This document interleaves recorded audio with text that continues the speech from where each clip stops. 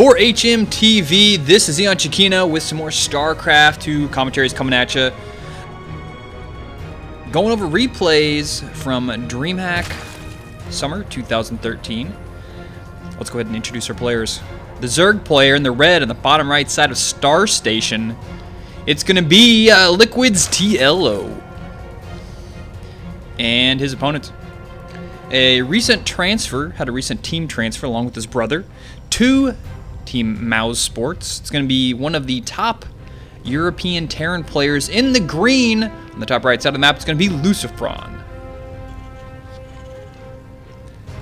So we got Lucifron on the top right versus a TLO. This is a consolation match from Dreamhack Summer.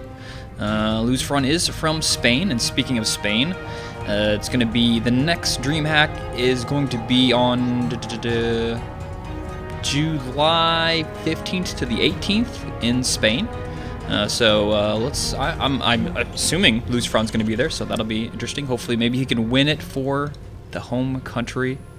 Time will tell. Dreamhack usually has a way of, like, the hometown players, especially in Sweden, just seem to always do extremely well.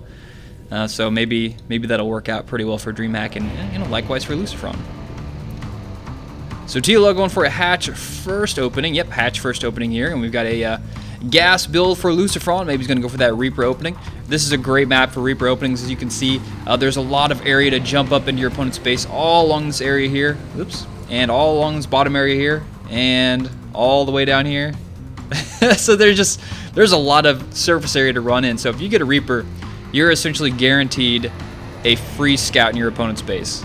It's just so good. It's so common these days, even on maps where you don't have this amazing type of base layout. Reapers are still pretty good. So Lucifron scouting his base. I'm not sure what he's looking for. Maybe he's just looking for overlords trying to sneak in, but that was pretty interesting. I wonder why he was actually doing that.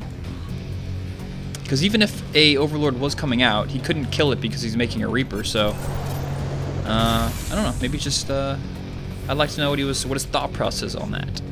Spawning pool coming up for TLO. Hasn't yet got any gas. Maybe gonna have delayed speed here for a little bit. A couple Zerglings out, 2, 4, along with a couple Queens is more than enough to deal with. Actually, I know exactly why he was moving that SCV down here. So he moves the SCV down here to this position. So if he sees an Overlord coming up from the bottom, he knows where his opponent spawned at. There we go. Tricky Lucifron was looking for that. That's an old tactic from forever, like early in Wings of Liberty. It just never really happens anymore because the maps aren't really as small as they used to be. But yeah, that's exactly what Lucifron was looking for. He was looking for that Overlord to figure out that his opponent would have been in the bottom right if he would have seen that Overlord, but of course he didn't see it, and he scattered in the bottom left and actually didn't see anything. So we got some Zerglings, chase down a Reaper. With moderate and Reaper control, this Zergling will not be able to do much. That Reaper will heal up lickety-split. But with the Queens out now, these Reapers shouldn't be able to do too much damage. They'll just be able to poke in here and check out what's going on. 2 gas going up for TLO in his main. But this will soon be scouted out by Lucifron. Now he's trapped between 2 Queens. Will he go on for the scout? Nope, he's not. Not yet. Maybe he'll split up his Reapers. We'll see. Natural expansion going up there. Reapers still trying to get in the base. They're not going to have any of that, those Queens. Factory transporting that over there to the reactor, so we're going to see Hellions coming out here. So Lucifron doing the most standard TVZ build at this point. The Reaper opening into Hellions from a factory, and then from then on it's usually followed up by Bio with some upgrades, double upgrades along with some Widow Mines and some Medevacs. So we'll see if he continues that trend or if he'll change it up. Roachhorn going down here by TLO, so we'll see what he wants to do with those roaches. And only 2 Hellions being produced here for Lucifron, so already going into double Widow Mines.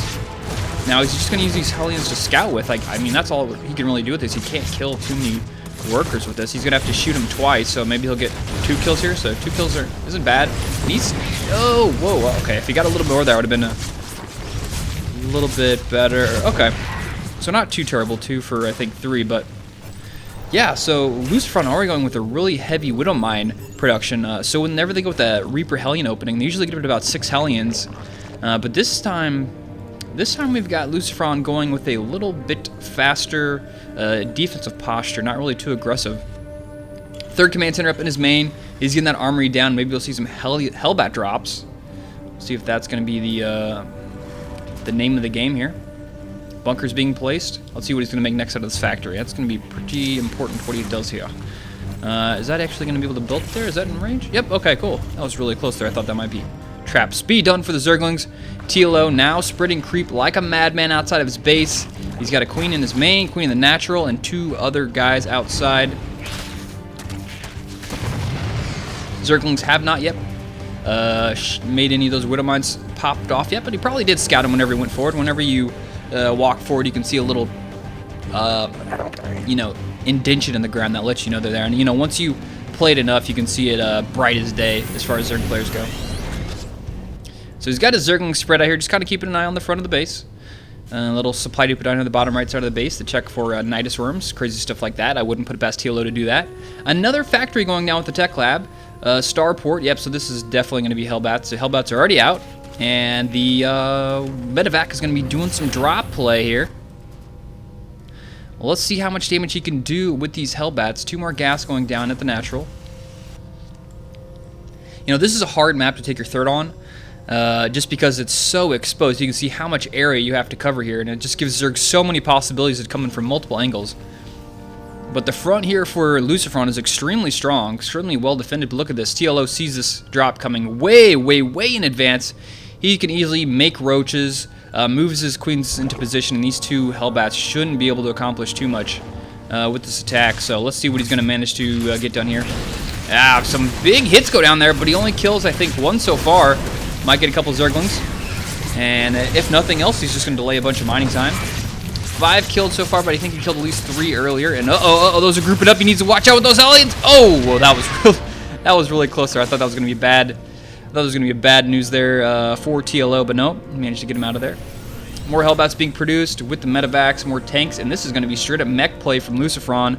No bio in his future, so I really think, on this map, mech makes it a little bit easier to take your third. You can put siege tanks up here on the high ground, all the way up here on the high ground. That'll protect this base for the most part, and then you can be more siege tanks in the back. I think just mech is better in general on this map. Just to take your third base. Now using these Widow Mines to take out the Overlords, it does take 2 Widow Mines to kill an Overlord. Roaches are going to go up there, just trying to delay this as much as possible. 4th base is going down for TLO, but Lucifron scouts it out, so he knows the 4th base is in the works. Roaches now falling back. Another Overlord moving a position to keep this creep down. He's delaying this as much as possible, and this is completely worth it. The longer that is down, those are mules he can't place. That's mining he won't be as efficient on as his workers, because his worker count is now up in the 61, so he could easily transfer some of those workers from his main to his natural to the 3rd there. And this is definitely just delaying his mining. Hellbat's going down here to 4th base. They might be able to kill the queen. The Medevac doesn't manage to get away. We'll see what happens over here. At the same time, the roaches are still applying pressure to this 3rd base for Lucifron. Lucifron trying to get this 3rd base. But TLO is not going to have any of it. Their Thor is out in the middle of nowhere. We're going to get completely sniped by these roaches pushing forward. Where are the siege tanks? There's actually 1 siege tank there. And the Hellbat's still poking away at this queen. The queen has not yet died. Hellbat had 0 kills. Let's check how many workers he's managed to take out. 5, so he hasn't killed any more workers yet with this Hellbat. It doesn't look like he's going to get any. Roaches and Zergling shows up. Yep, he actually picks that guy up. So finally, the 3rd base will get planted for Lucifron. His feet are firmly planted over here. Finally dropping all his mules, get all that energy saved up. And that's going to cause his income to spike up here. So, okay, a lot of roaches managed to take out those little bit of Hellions. So, and even another base going down for TLO. TLO will not be stopped in taking expansions, getting up his bases, getting his gas going. He's going to be on 8 gas here in just a second. Spire being built by TLO. Spine Crawler is going to go up. He even has some Hydra, so TLO just doing a little bit of everything. And as much as he's delayed this 3rd base, he can kind of afford, and also, he's delayed the 3rd base a lot, 1, and 2, he's managed to just put a very low damage threshold on the amount of workers Lucifron has killed with these Hellbat drops and of the Reaper and Hellion opening. So far, this has been a really, really weak Hellbat play, but he's going to get a couple more here, but it's not enough. You really have to do a lot more worker damage than that if you want to, if you want it to matter. And look at this, TLO with a lot of Overlords. This is just a complete psych out. There's nothing in these Overlords. I'm not sure what the plan is. It's just to pull these units out of position, cause his opponent to make a bunch of missile turrets, or he just wanted to scout at his opponent. Just wanted to use all his Overlords for it. That was really funny. And now look at this, we have Viper, so that means TLO is on his Hive Tech. Hive Tech over here at the main. Done. Pretty good worker saturation here in the main. He's pulled it down to 11. I like that. Scan goes down. What is he looking for? He's seeing the forces in the middle. He sees the Viper, so he knows what's at stake here in the middle. He's got a couple tanks. Let's check how many tanks he's actually up to. 8, 11 Hellbats, and not too much as far as army goes here. Army supply, favors the Zerg player, and if he can get some nice abducts, he got oh wow, nice Blinding Cloud there on the Siege Tanks. So Siege Tanks are really useless in the back. Their Roaches, Hydras pushing forward, taking out a lot of the free Siege Tanks. And what are these Vipers going to do now? More Blinding Clouds going down. The Roaches, Hydras pushing forward. Nice splits here from TLO. He's just walking through this mech army. And Lucifron might have overextended himself here. And, this is bad. Look, let's fly 187 for Lucifron, 120 for... Actually, sorry, 198 for TLO, and 120 for Lucifron. So I think Lucifron just pushed out a little bit too early there with the mech army. He didn't come close to maxing out there. And that was just perfect for TLO. He had he had a really mobile damage force, which was in the Roaches and Hydras. Those guys could get in position really fast, do a lot of damage, take out those Siege Tanks. Along with the help of the Blinding Cloud, it kind of just completely made those Siege Tanks useless. Not to mention that was fought in a really wide open position. If you have Siege Tanks, you want to be in as fortified position as possible with a small choke point to amplify your splash damage. But this is looking so great for TLO. Look at this. He's on, 5 bases. He's got his opponent surrounded. And now he's going to go for a big attack. Let's see how this goes down. The Siege Tanks are spread pretty well, but I don't know if there's going to be enough here. Roaches, so many Roaches in every single direction. Siege Tanks are falling left and right, even abducting him. Doesn't even need it. GG goes down. Lucifron drops a GG. TLO takes the victory here.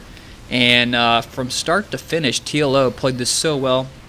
Proving that Hellbat drops don't phase him at all. Lucifron tried to go with the mech play, but I think he just pushed out a little bit too early. Got him maybe a bit too eager for himself there. And TLO just played a marvelous game there versus Lucifron. Hope you guys enjoyed this game from Dreamhack Summer. If you want to check out more of my stuff, go to youtube.com/EonChiquino. Thank you guys for watching, and I'll see you later.